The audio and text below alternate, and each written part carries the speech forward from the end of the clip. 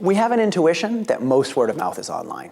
Think about Facebook, Twitter, blogs, online reviews, and indeed, technology, digital, social has changed the way we communicate.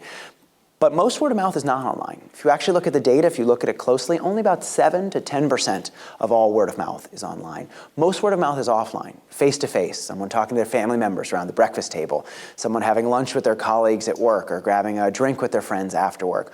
Most word of mouth is face-to-face. So social media is one way through which word of mouth spreads, but it's not the only way. And so as smart companies, as smart organizations, we need to think not only online, but also offline as well. How can we turn our customers into a marketing channel, a vehicle for our messages and ideas, whether that's happening online or off? So in Contagious, for example, in my first book, I talk about 6 key factors or steps that drive people to talk and share. And one of them is social currency, the idea that the better something makes people feel, the more likely they'll be to share it with others. And so if we make our customers feel special, we make them smart, we make them feel in the know, much more likely to tell others. So I use an example of a bar that's hidden inside a hot dog restaurant. You have to walk into this bar, you walk into a phone booth, you dial a special number, and they let you in. And it's a secret. And you would think that making something a secret would make people less likely to tell, would make it hard to catch on. But people love telling the secret.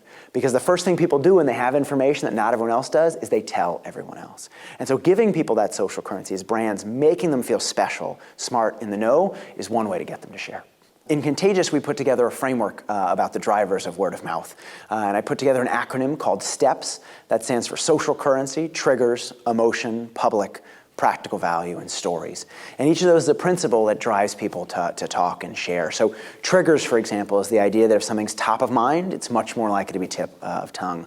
Emotions is the idea we care, we share, and so on. And so each of them has a chapter on each of the concepts, what that concept is, the science behind it, and then how companies and organizations can apply it.